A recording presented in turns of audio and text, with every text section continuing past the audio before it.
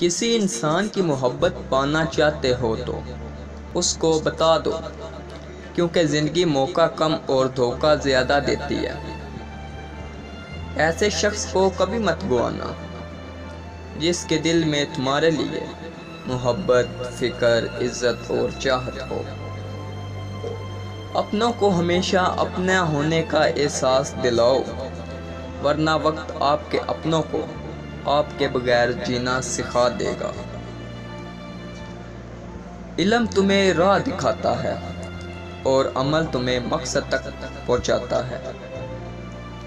مجھے تعجب ہے اس شخص پہ جو اپنی برائیوں کو جانتا ہے لیکن جب اسے برا کہا جائے وہ ناراض ہو جاتا ہے۔ حضرت علی رضی اللہ تعالی عنہ فرمانے لگے، جس انسان کے اندر یہ 3 عادتیں ہوں وہ ضرور بے عزت اور ذلیل و خوار ہو جاتا ہے۔ پہلی عادت، جو فضول خرچ کرتا ہو۔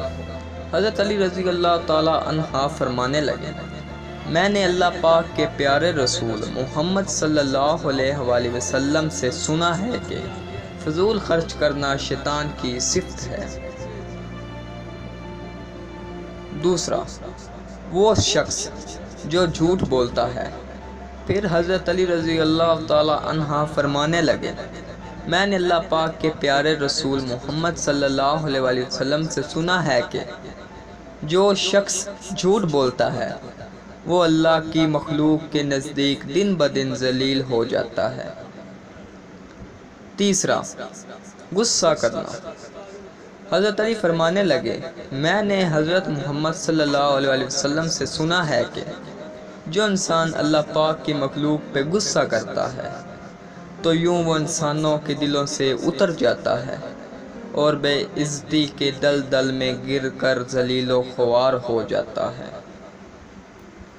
3 انسان 3 چیزوں سے محروم رہیں گے، اور غصے والا صحیح فیصلے سے، جھوٹا عزت سے، اور جلد باز کامیابی سے۔